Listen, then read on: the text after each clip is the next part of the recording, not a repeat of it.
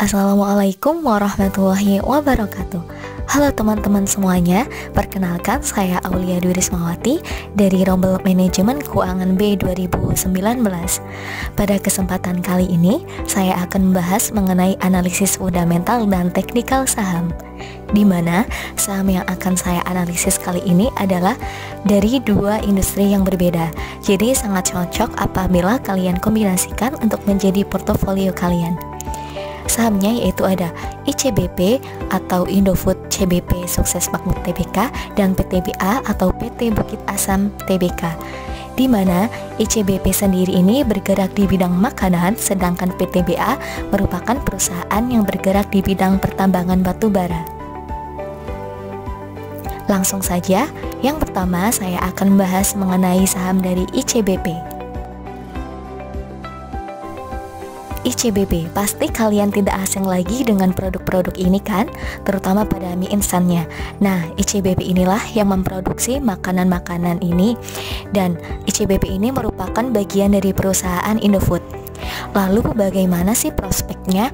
Apakah saham ini worth it untuk dibeli? Kita simak berikut ini. Yang pertama yaitu ada analisis fundamental, di mana kalian tahu bahwa analisis fundamental adalah teknik analisis yang memperhitungkan berbagai faktor seperti kinerja perusahaan, analisis persaingan usaha, analisis industri, analisis ekonomi, dan pasar makro-mikro. Nah, di sini fundamental pertama yang akan kita analisis yaitu mengenai aset dan hutang serta modal dari ICBP. Dari segi aset, ICBP ini mengalami kenaikan nilai aset dalam 7 tahun terakhir, hingga pada tahun 2021 mencapai angka 118 triliun rupiah, yang semula dari tahun 2015 itu hanya 25,56 triliun. Angka ini adalah angka yang cukup baik, yang menandakan bahwa perusahaan ini memiliki banyak dana untuk menjalankan usahanya. Kemudian dari segi ekuitas juga menunjukkan hal yang serupa, yaitu terjadi peningkatan yang cukup bagus. Kemudian liabilitas juga menunjukkan kinerja yang baik, sebab liabilitas tahun 2021 itu peningkatannya tidak sebanyak pada tahun 2020 dan tahun 2019. Artinya bahwa dalam jangka pendek liabilitas ICBP ini tumbuh secara melambat. Selanjutnya yaitu dari segi penjualan serta beban pokok serta labanya. Dari segi pendapatan, ICBP mencatatkan peningkatan yang cukup baik, di mana walaupun pada tahun 2020 hingga 2021 terjadi pandemi COVID-19, akan tetapi ICBP ini masih bisa menghasilkan penjualan yang cukup baik. Selain itu, naiknya angka pertumbuhan laba bersih bisa menjadi salah satu indikator efisiensi dalam tubuh perusahaan. Laba dan dividen. Bagi para investor, dividen juga menjadi pertimbangan khusus untuk memutuskan apakah layak untuk memiliki saham ini. Dividen saham dari ICBP ini cenderung naik walaupun sempat terjadi penurunan pada tahun 2019, akan tetapi pada tahun 2021 ini angkanya sudah meningkat kembali. Tentunya hal ini juga sangat menarik bagi para investor. Lalu selanjutnya yaitu ada operating cash flow and free cash flow dari ICBP. Dari gambar tersebut menunjukkan penurunan CAGR yang sangat tipis, di mana CAGR 9 tahun berada di angka 14,15%, sedangkan CAGR 5 tahun berada di angka 13,89%. CAGR free cash flow menunjukkan peningkatan CAGR yaitu dari angka 12,26% untuk periode 9 tahun menjadi 17,10% untuk periode 5 tahun. Secara rata-rata, free cash flow yang dihasilkan cukup besar. Rata-rata rasio free cash flow terhadap operating cash flow ini berada di atas 60%, baik periode 9 tahun maupun 5 tahun. Angka di atas 60% ini bisa dikatakan sangat baik, karena artinya setiap 100 rupiah uang kas yang dihasilkan dari operasional, sebanyak 60 rupiah bisa digunakan untuk keperluan lain seperti ekspansi, investasi, atau diberikan ke pemegang saham dalam bentuk dividen.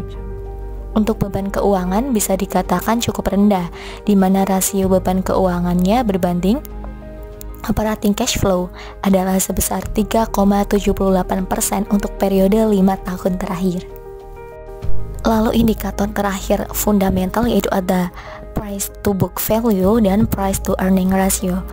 Untuk melihat apakah saham ini tergolong mahal atau murah, kita bisa melihat valuasi price book value atau PBV-nya yang ada di 3,9 kali, yang tergolong masih dalam harga premium dan wajar karena menjadi salah satu saham blue chip di Indonesia.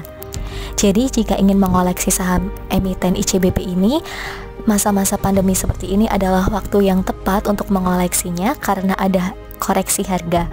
Untuk price earning ratio ICBP itu ada di 16,7 kali untuk tahun 2020 yang menandakan ICBP ini berada di harga premium untuk di sektornya. Lalu untuk analisis kedua yaitu ada analisis teknikal.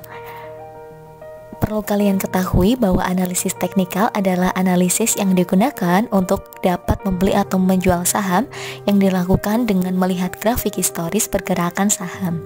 Analisis teknikal ini biasanya digunakan oleh trader yang memang aktif bertransaksi saham dengan jangka pendek, seperti secara harian.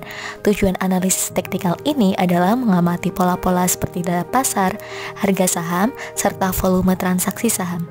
Nah, dalam analisis kali ini, saya akan menggunakan indikator yang sudah sering digunakan yaitu seperti Moving Average, MA Cross, Stochastic, dan RSI. Langsung saja yang pertama ada Moving Average. Moving Average ini digunakan untuk membantu menganalisis pergerakan harga aset. Nah, di dalam grafik tersebut, terlihat bahwa garis MA atau Moving Average ini berada pada posisi di bawah grafik harga saat ini. Hal ini menandakan bahwa kemungkinan terjadi uptrend dalam beberapa waktu ke depan dalam harga saham ICBP-nya. Kemudian indikator kedua yaitu ada MA Cross. MA Cross adalah perpotongan dua garis moving average untuk mendapatkan potensi sinyal bullish atau bearish suatu saham. Satu garis MA bisa digunakan sebagai alat bantu trader untuk melihat titik support dan resisten dan analisis tren. Namun dua garis moving average dapat digunakan sebagai analisis untuk melihat sinyal golden cross atau dead cross pada saham. Nah, pada grafik di atas ini terlihat bahwa kedua garis MA itu berpotongan dari bawah menuju ke atas. Nah, itu adalah pertanda bahwa harga saham akan naik alias golden cross atau bearish bullish. Kemudian indikator yang selanjutnya yaitu ada Stochastic RSI, yaitu sebuah osilator yang menghitung nilai antara 0 dan 1 yang kemudian ditampilkan sebagai sebuah garis. Indikator ini terutama digunakan untuk mengidentifikasi kondisi overbought atau oversold.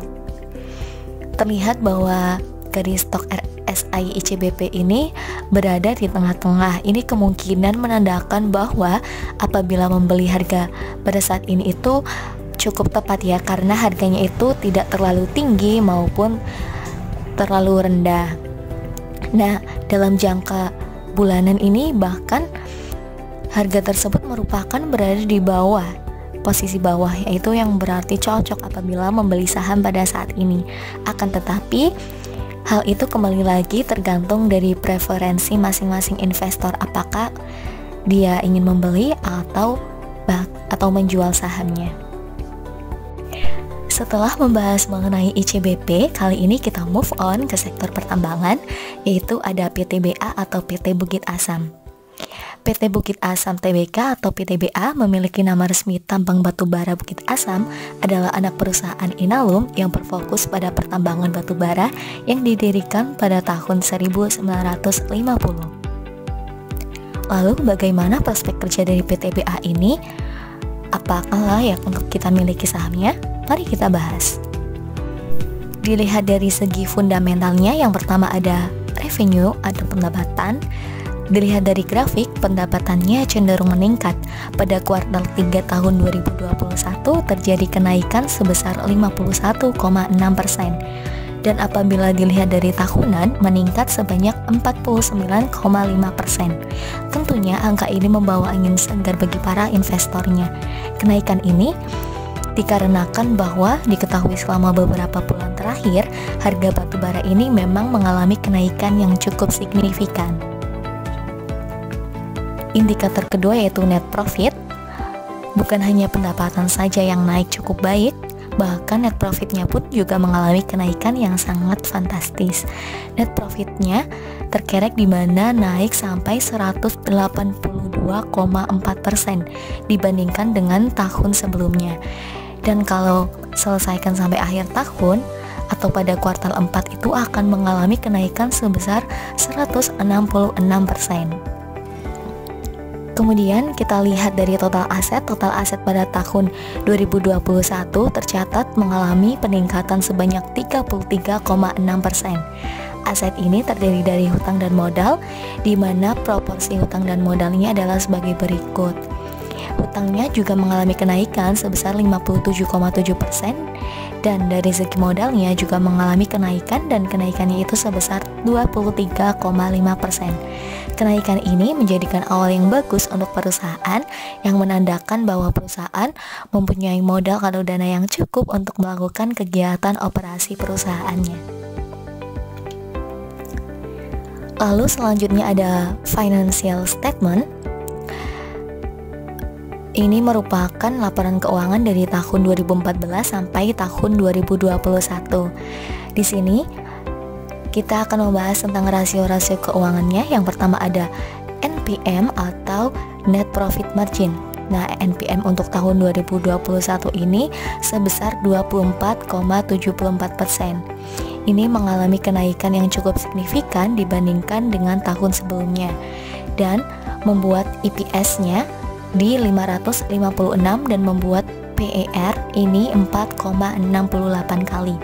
Akan tetapi PR ini itu merupakan PR yang paling rendah dari tahun 2014 sampai tahun 2021 dari saham PTBA, yang dimana juga karena memang kenaikan dari net profit yang cukup signifikan. Lalu untuk book value yang turun dari segi berada di 1823 dan membuat PBV-nya di 1,43 kali. Jadi untuk indikator ini juga dalam 5 tahun terakhir mungkin menjadi titik yang rendah. Lalu di DER ini tercatat 0,53 kali, dan ini sangat bagus ya teman-teman, karena ini menandakan bahwa perusahaan yang dimana dari segi hutangnya selalu di bawah 1% itu artinya hutang yang dimiliki oleh perusahaan tidak lebih dari total asetnya. Hal ini menandakan kondisi yang bagus. Kemudian ROE atau Return on Equity berada pada posisi 30,48%, mengalami kenaikan yang cukup signifikan, dan disusul ROA juga meningkat di 19,88%. Dari segi fundamental di atas, dapat disimpulkan bahwa dari sisi fundamental perusahaan, PTBA ini mempunyai kondisi yang cukup sehat, dan diharapkan juga prospeknya akan meningkat selama 5 hingga 10 tahun ke depan. Bahkan PTBA ini selama ini juga dilihat tidak memiliki kasus hukum yang terkait. Dan satu sisi lain yaitu bahwa PTBA ini selama 5 tahun terakhir juga rajin untuk membagikan dividennya kepada para pemegang saham, sehingga dapat meningkatkan keuntungan untuk para pemegang sahamnya.